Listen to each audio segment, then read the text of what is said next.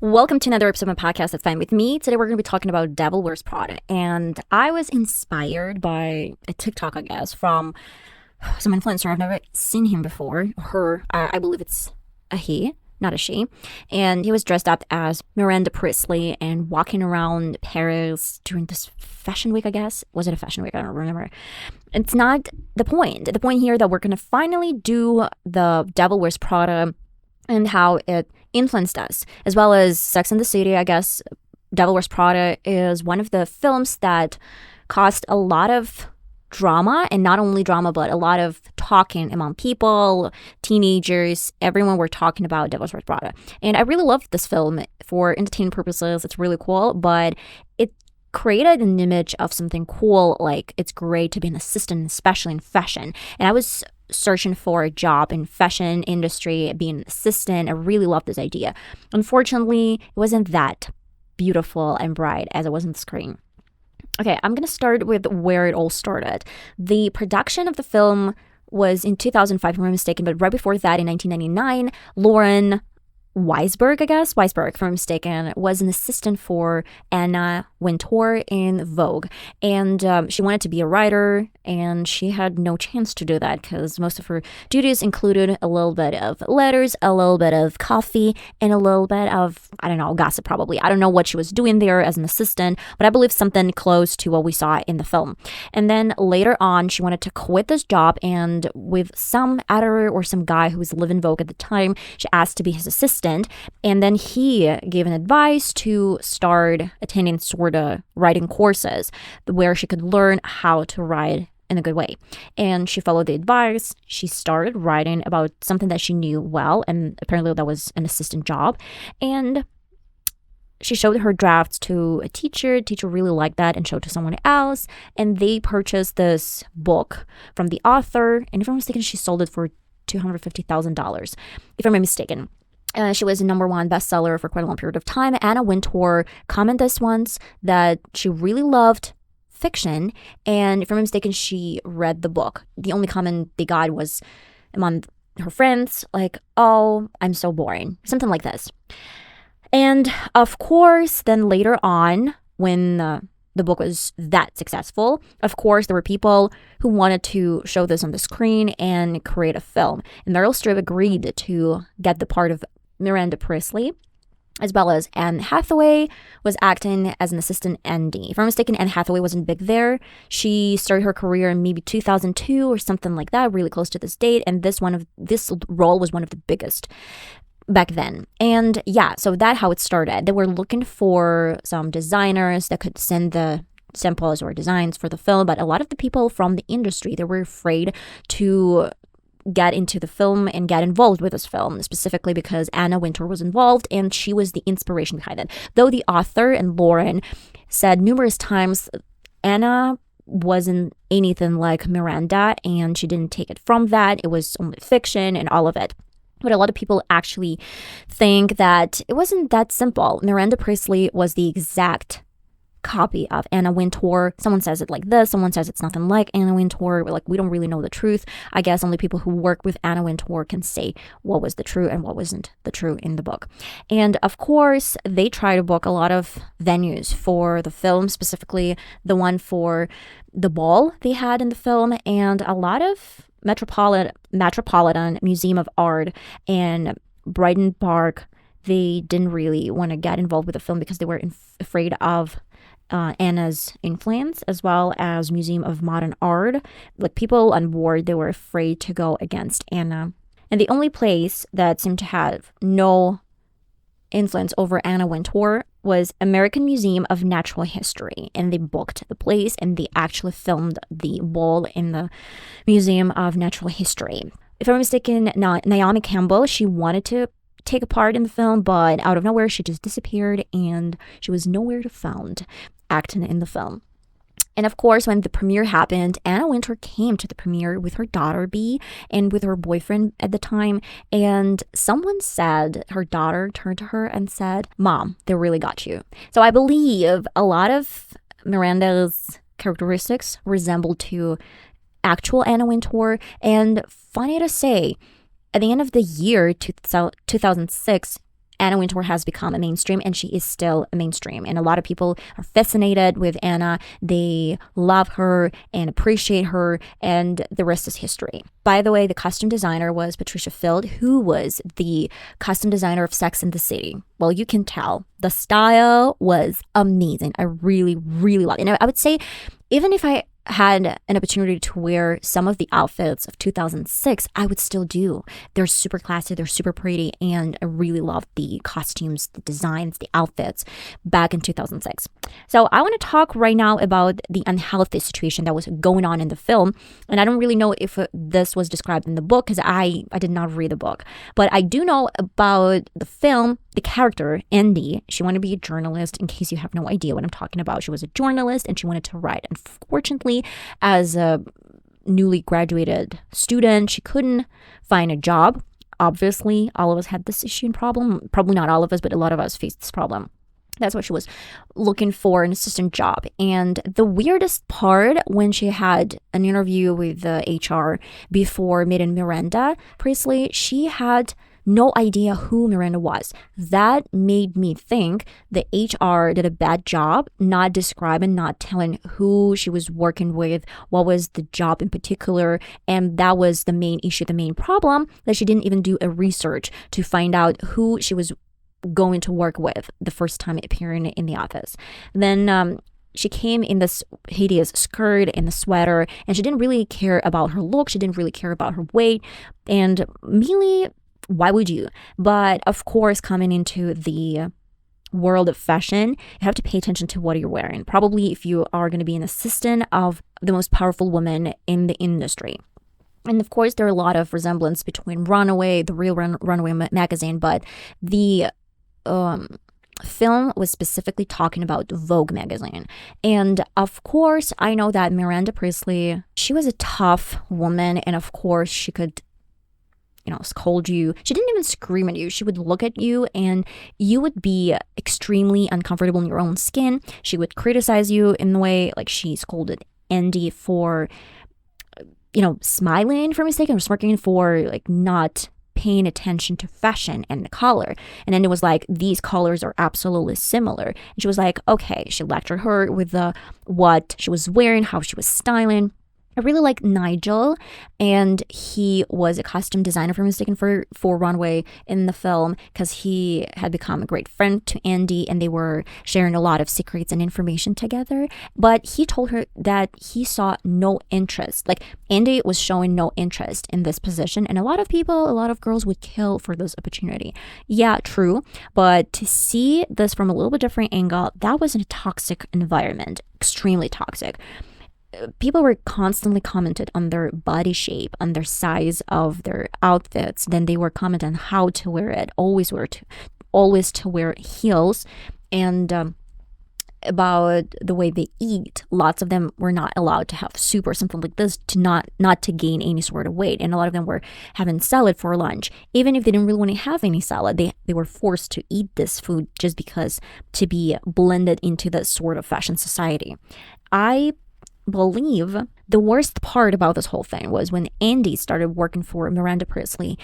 Miranda wasn't even bothering herself with learning the name of Andy. She was acting like she didn't care what this person was. And I guess it's really close to something that Lauren experienced, because Anna Wintour, when she read the book and she got to know about the book itself and about the author, she clearly did not remember the assistant. She didn't care who this Lauren was. Lauren worked for her for 3 months, and in 3 months she quit their job.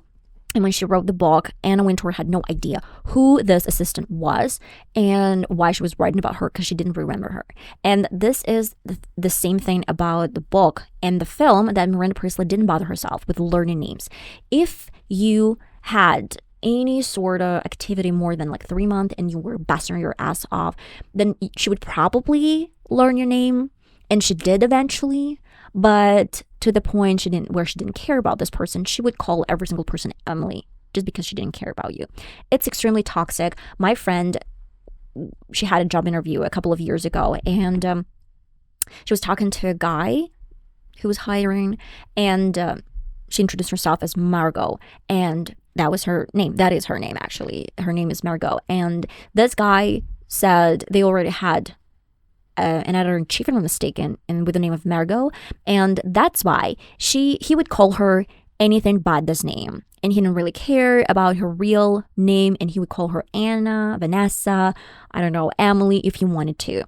And my friend, she didn't really want to accept this fact, and she quit this job. She didn't even finish the interview. She said, I have my name, you call me by my birth name, or I'm not working here. And she realized that the whole concept about this job interview was to put you down to, probably that was some sort of test, but it's not a real test. One thing when people are asking about some certain situations and they want to see your reaction. Another thing when you're literally humiliating person and saying, it's not your name, I want to call you S, you are going to be an S. It's not good. It's not good. And you have to know where to stop, and you have to know when to leave. And that was the situation for my friend when she knew she would need to leave. And she left. And of course, this film was a little bit twisted, I'd say, because all of the people she treated, all of these designers and models, they were afraid of her, and she treated people like shit. Not even shit, but she didn't really want to communicate. She was above all of them, and her opinion was super important to all of them. But at the same time, fear is probably not the best solution. Specifically, when I was talking in the beginning of my podcast, when I was talking about Anna Wintour and the venues that we're trying to book for the film, everyone was so afraid of her influence, and to get into a fight with Anna Wintour, they would decline an offer to film in their venues. That is crazy. Why would you be that scared of Anna Wintour? What is she gonna do? She's an editor-in-chief of Vogue, and yeah, that's a great influence, but it doesn't have to be the way you being afraid to take a chance and opportunity from someone for your own good because you're afraid of someone in this industry. And it speaks volumes, I'd say, when lots of people are afraid to cross Anna Wintour because they know she's going to probably bury you alive and bury your career if she doesn't like you. That's my assumption. I'm not saying it is true. Probably it's exaggerated, and people are saying these nasty things because they want to portray her this way. Maybe she's not that bad, and it's their own imagination that if they act in a way they feel is wrong, then she would follow them and probably destroy them. Probably it's a little bit exaggerated. I watched Kate Young. She's a great stylist, and she worked with Dakota Johnson. She worked with Selena Gomez and with other numerous celebrities. I'm mistaken, Margot Robbie as well. And she was an assistant, Anna's assistant as well. And she said it was nothing like in the film, and Anna wasn't that bad. And I see a lot of runway shows where Anna Wintour is watching the runway, and they're communicating, they're talking, and you can't see any beef, I guess, among them. Though she was a former assistant and this was her actual boss, I know that Kate Young built her name because of Anna Wintour, probably. Not only because of that, but I guess with the help of Anna and with the help of experience she gained from Vogue. That's why people still want to work for Vogue. But I don't really know how toxic the environment is. According to this film, it's super toxic. When they were filming the scenes of Miranda Priestley's office, they secretly took the photos of a regional office, Anna Wintour's original office. And no one knew this up until the point the film was released. That was kept in the secret, and everyone were afraid to do this. But I guess it takes a lot of courage to act and film something not really pleasing to and you know that you can piss off one of the most powerful women in New York City, and I guess in fashion industry, but they still did this, and it's an iconic film still to the date. And she had become a mainstream. I guess she has become a mainstream. She's still a mainstream. Anna Wintour is still one of the most important people in the fashion industry. Miranda Priestley was quite right when she scolded Andy for not dressing up, for having, maybe not for having some extra weight, but it's more about if you really want to work here, probably you should pay attention to what we're really doing here. It's not only being an assistant, it's mainly to pay attention what is going on around you, the environment that you are in. You should probably be more or less conscious of people that are surrounding you, like talking to the designer. You are a representative of a fashion icon, and wearing a weird sweater and the skirt, it's a little weird. And she commented on her size specifically. She's like, I wanted to give you a chance, a fat girl, and with no style, no taste. And of course, she got offended, and I would be offended as well. And that way, Nigel helped to transform her style from something ugly to something really cool. And Andy really loved her style. And I can say later on in the right in the end of the film, she was still wearing pretty much chic and classy, and she maintained the shape of her body when Miranda saw her coming out of the magazine. And I really loved the fact that in the film, Miranda was a tough lady, saying and commenting a lot of things. But right at the end of the film, she realized the potential of Indy. She really loved her, job, and she offered her a chance to go to Paris. Another really weird thing with Emily happened when Emily didn't get a chance to go to Paris. She was like, oh, Andy, you said you didn't really need that, and now you're going instead of me to Paris and get all of this beautiful stuff that I was wanting to get, all the samples. And Andy was like, I'm sorry, but why should you be sorry for something that you're doing? This is your job. You got really good at this job. And the only thing when she got this disappointment, when she realized Nigel was stood up and he had to work for Vogue more and longer because the position of editor-in-chief was offered to a Parisian editor-in-chief, and Miranda knew that. That's why she gave the position, Nigel's position, to this editor-in-chief from France. I believe that was disgusting. But this is unfortunately the way business goes and let's say runs. And Andy didn't really like it, and she quit this job because of that. Unfortunately, being a journalist, she had to be in the same situations in other magazines. I don't really think that was a case from Runaway magazine. It can be the case in so many other places where a lot of people are promised to get a promotion, and then if you need to cover your own tracks and to, secure your place, you would literally make sure that you have your place, and this person, you throw him under the bus. If you're an icon and if you're a huge boss in New York City, not only New York City, but anywhere else. I don't really know how to respond. I don't really know how to react. At first, we see a lot of beautiful outfits. We see a lot of beautiful models, and the whole world is fascinating. And that is the main reason why people love this film, because we love fashion, we love beauty, and a lot of the fans are like women and gays. And when you start digging a little bit more, you see the atmosphere, the toxicity of this situation when Andy came into Miranda's house, and Miranda made an impossible task about Harry Potter that wasn't published yet, and the steak that she didn't even want to eat.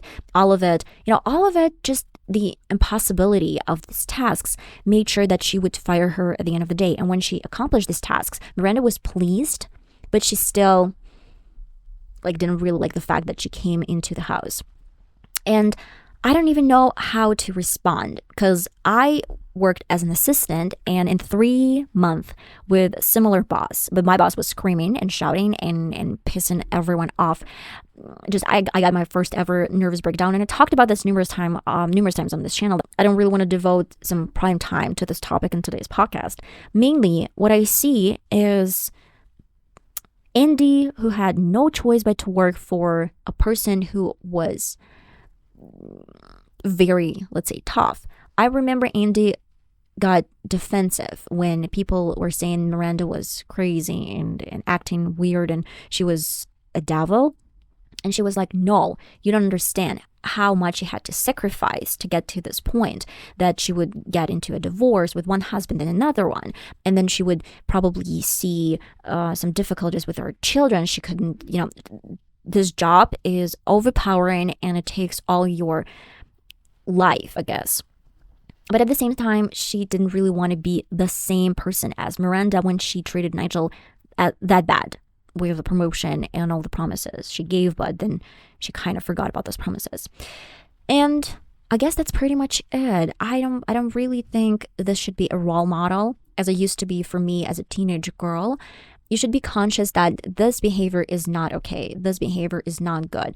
Commenting on someone's sizes, commenting on someone's food preferences, commenting on someone's fashion choices. Yeah, you should treat yeah, you should be conscious that the environment you're working in, let's say, requires some fashion knowledge, I'd say. But at the same time, it's not okay to be rude to this person, especially Emily and her friend. They were constantly laughing at her and saying that she was the most ridiculous person they've ever seen. And then, all of it is weird and crazy. The only idea that we got from this film that Andy quit her job, came back to her boyfriend, and found a great journalist job. Though I have no idea how these two things are connected. I mean, she wasn't able to write. She was a great journalist, but how is it related? An assistant job bringing coffee and printing out some Harry Potter and writing real stuff for New York Times. I don't know. Another thing that really, I guess the thing that she got right connections, she got to know right people, and that's why she had an opportunity and she had a chance to work as a journalist later on. And her boyfriend, he was actually, I understand her boyfriend. I understand him. Probably I don't understand him when he was criticizing her for doing this extra job. Because if she wasn't doing this, she would have been fired immediately like that. And he knew that she needed this job to pursue her life dream, I guess, being a journalist. That's why it was really tough to watch. I didn't really like the guy. I really liked the blonde one. But later on, I understood the guy she was dating was nice. And he really loved her. And he really wanted her to quit this job because he knew how ungrateful, how tough this job was. And she started changing her behavior as well. When she was meeting her friends and all of her friends were like making fun of it, of her job and whatever, she got pissed because she didn't understand she stopped understanding the jokes, private jokes, let's say. And yeah, sometimes they acted like jerks. I can't agree. But sometimes just you have to, have some fun and not to be that serious. Oh, that was tough. I loved the concept, but I hated the environment. And I guess everyone could see this. And that was the main reason why people were afraid to participate in this film, because they knew how Anna would be shown, I guess, in the film as a tough bitch who didn't really care about people. But deep down, she knew that the only way to hold everyone and do something is to be a tough bitch. I guess it can work for some guys, for some people, but for someone like me, I don't really think I can survive this attitude, this type of comments. That would literally give me another nervous breakdown. So yeah, guys, think for yourself. What do you think is good or bad about this film? Did you like it? If you did, what you like? The whole idea of the film or just this fashion behind that? Love you all, and till my next podcast, you can check out my mail in the description box and ask me anonymously questions that I will be glad to discuss in my future podcast episodes. Till my next time, guys. Bye-bye.